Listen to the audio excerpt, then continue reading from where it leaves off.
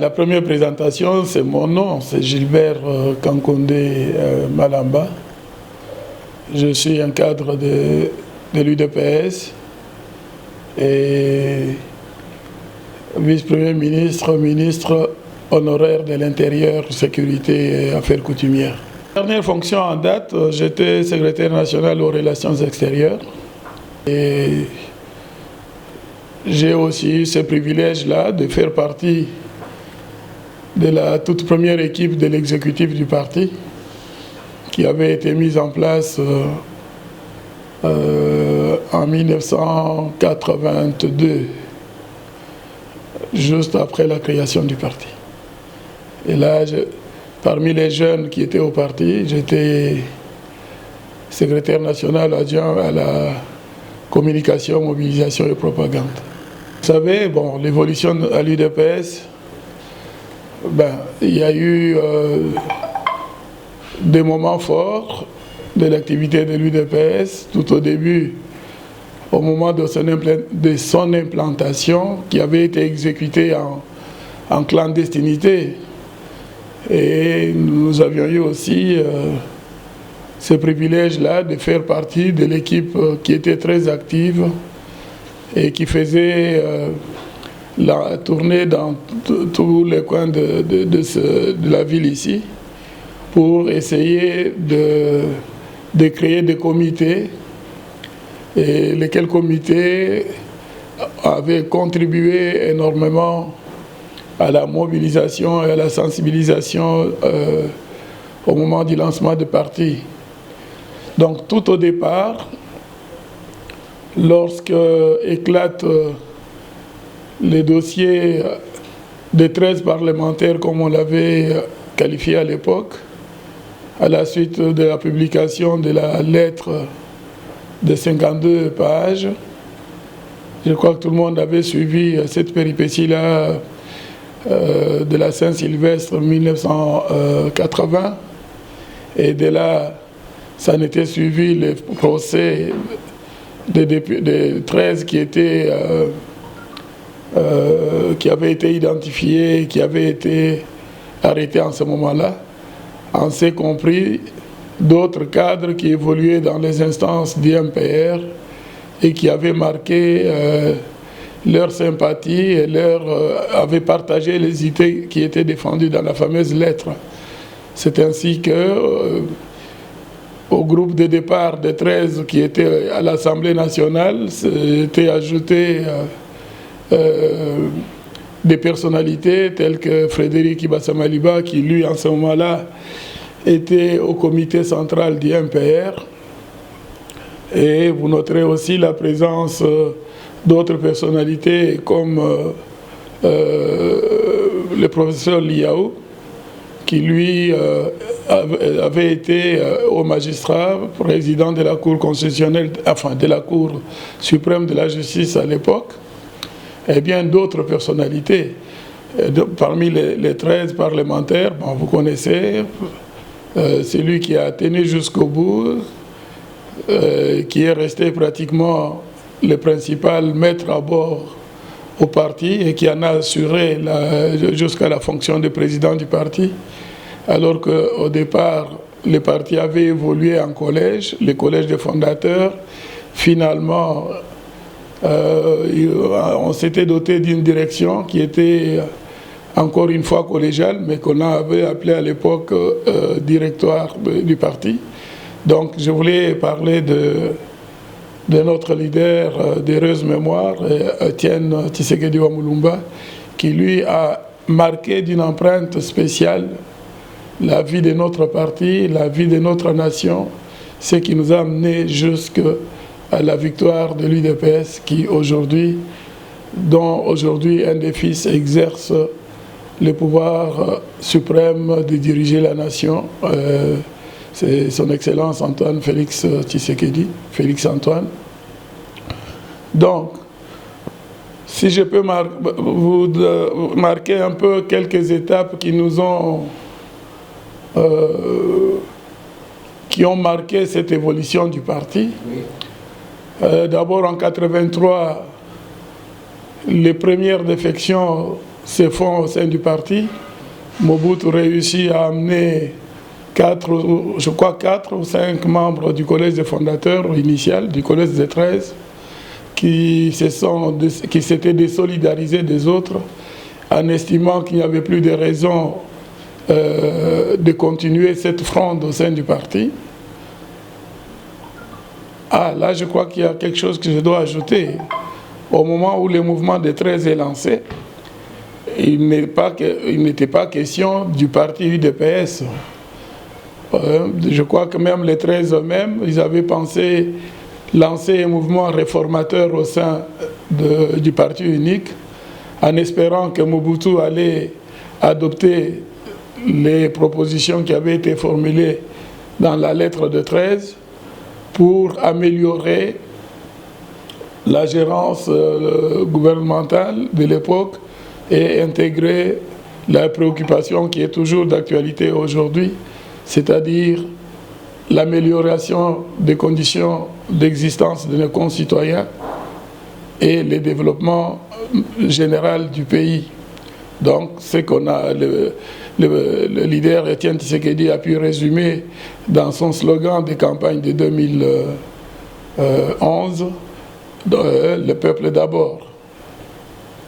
Donc finalement, lorsque le parti est lancé en 1982, au mois de février, comme tout le monde le sait, les 15, que nous célébrons aujourd'hui, alors à partir de ce moment-là, Mobutu avait réussi à récupérer une partie des membres fondateurs, des parlementaires qui étaient dans les noyaux des 13, et à les amener en Europe dans une tournée où ils étaient en train d'expliquer qu'il n'était pas pertinent de créer un deuxième parti parce que tout ce qu'ils avaient présenté comme désidérata, comme amélioration à apporter au système, Mobutu avait déjà intégré cela dans son approche. Donc, ce n'était plus utile de parler d'un deuxième parti. Ça, c'était une première crise. C'était la toute première crise que l'on connaissait.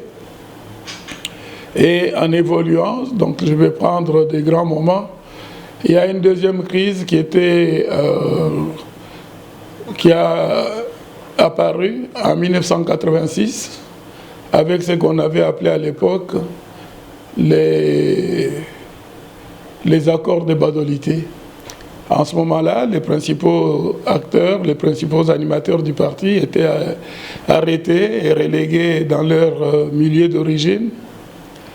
Et là, il y a eu une démarche qui a fait que Mobutu avait fait un tout petit peu pas en arrière en reconnaissant ce qui avait été appelé à l'époque les droits des tendances au sein du MPR, qu'il ne considérait pas comme un parti unique, mais qu'il avait appelé la famille zaïroise politiquement organisée.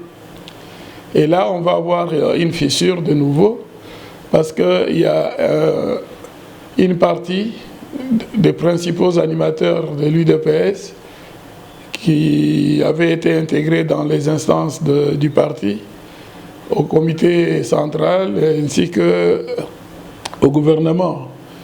Donc au comité central, je peux citer quelques exemples, c'est comme Ngalula Joseph par exemple, alors que Frédéric Ibassa-Maliba, lui, était devenu membre du gouvernement de l'époque au ministre de la Jeunesse, je crois. Bon. Ok. Quelle leçon on peut retenir de la lutte d'Étienne Tshisekedi? Ah oui, mais la lutte d'Étienne Tshisekedi, c'est cette constance. Lui, l'objectif qui était fixé était d'assurer à la nation la liberté d'expression, la liberté de création des mouvements politiques, parce que sur le plan politique, cette liberté d'expression permet aux citoyens de créer des courants politiques, des partis politiques libres, et n'est pas obligé, comme on le disait à l'époque, Olinga, Olingate, Osaka Impère.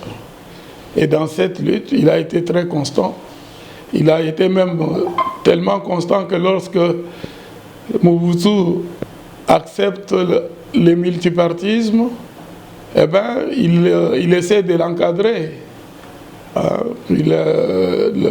la suite de son fameux discours du 24 avril 1990, Mobutu décrète un multipartisme à 3, je crois. Et là, tout de suite, la réaction de Etienne Tshisekedi n'a pas tardé.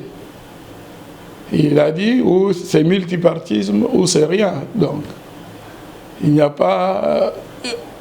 Mobutu n'avait pas le droit de guider, d'encadrer l'expression libre sur la scène politique.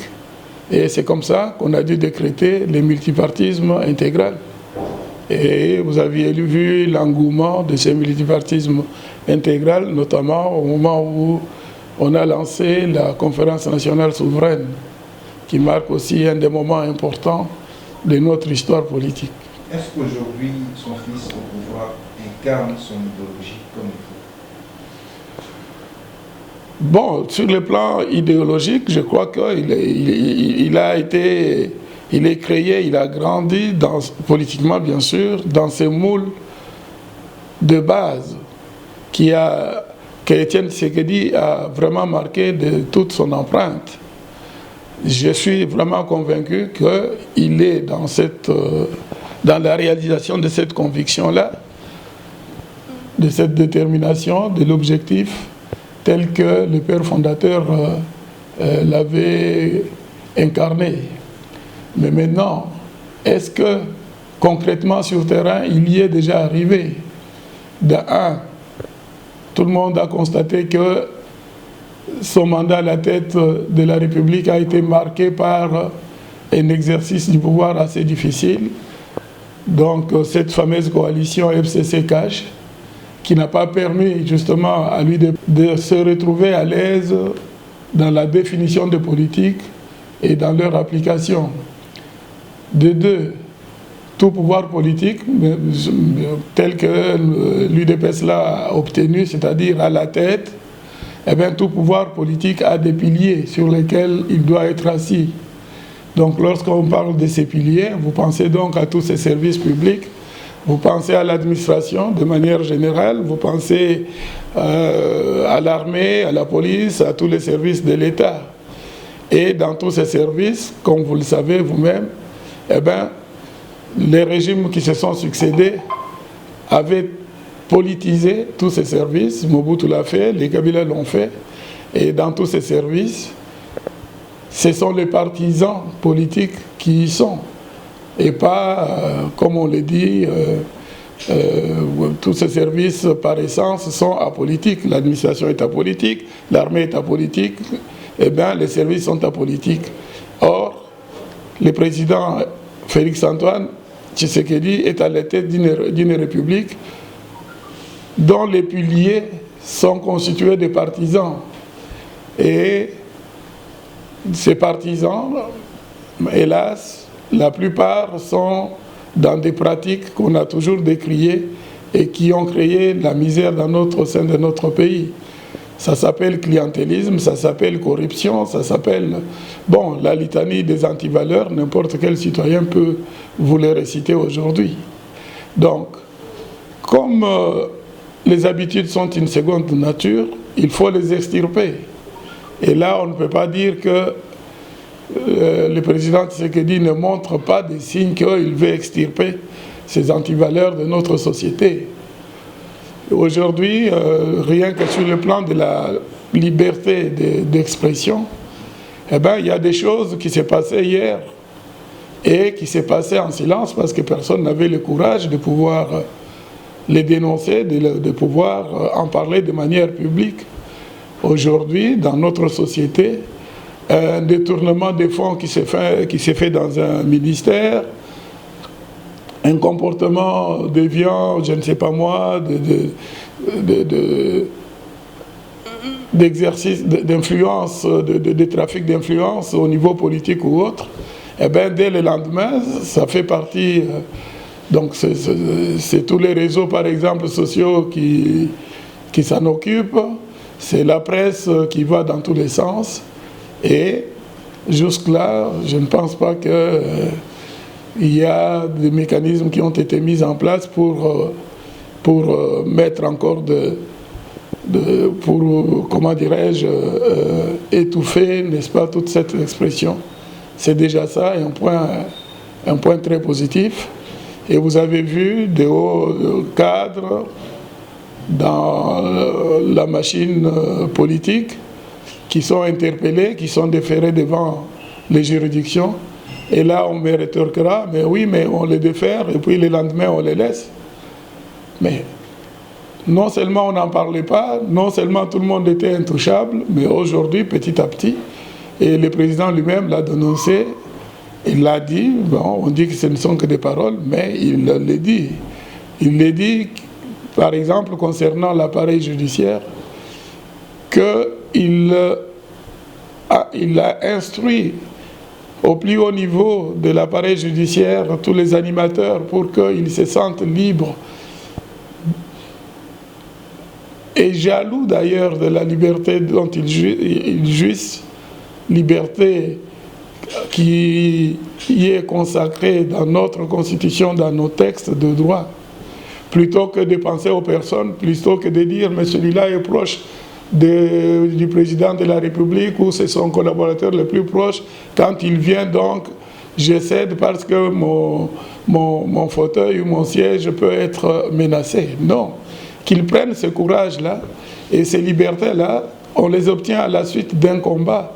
Et ces combats, je crois que chacun doit pouvoir l'intégrer, les mener, les pratiquer à son niveau. Et je crois que si cela se généralise, le président de la République pourrait atteindre l'objectif du combat qui avait été incarné par son défunt père. D'accord. À l'occasion des 40e anniversaire de l'UDPS, quel message avez-vous à adresser à ses compatriotes ou aux cadres, membres et à tous les membres de l'UDPS? Quel message avez-vous à leur lancer à l'occasion de cet anniversaire? Bon, le message est simple.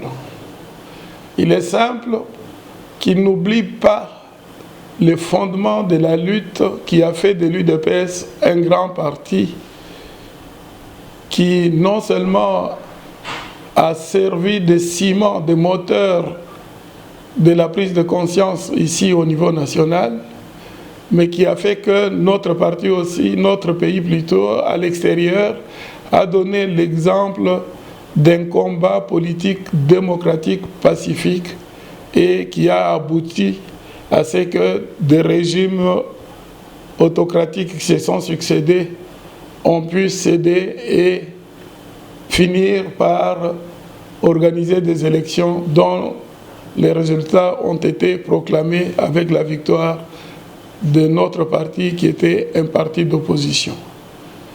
Et là, qu'ils ne perdent pas de vue non plus, parce que je l'ai dit, les combats ne s'arrêtent pas seulement aux élections libres qui ont donné droit à notre victoire, mais c'est tout ce qui constitue des gangrènes au sein de notre société, au sein de notre appareil judiciaire, au sein de notre appareil administratif, dans tous les pans de la vie nationale. Et là, je l'ai dit encore une fois, c'est un combat, ils doivent se focaliser sur ce combat-là. Les cadres qui ont eu le privilège d'occuper des fonctions étatiques qu'ils n'avaient pas occupées auparavant, qu'ils ne sont pas attirés justement par les privilèges, par les honneurs, par l'appât de gains que ce genre de position semble offrir.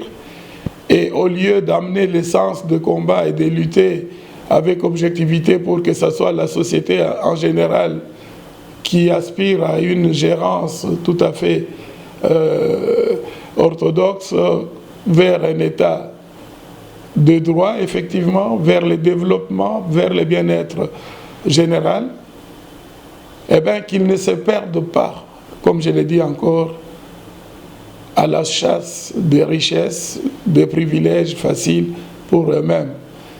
Et c'est ce qui semble aussi ce qui attire les flèches dans tous les sens sur l'exercice du pouvoir actuel. C'est parce que certains de nos cadres, malheureusement, sont tombés, n'est-ce pas, sur cette voie de facilité, sur les privilèges qu'ils semblent trouver dans l'exercice du pouvoir, d'où la nécessité justement que du côté de l'appareil de justice, de tous les autres services, on puisse faire appliquer le droit, que les lois puissent frapper indistinctement les fils du parti ou autres qui justement dévient, qui nous attirent vers le bas.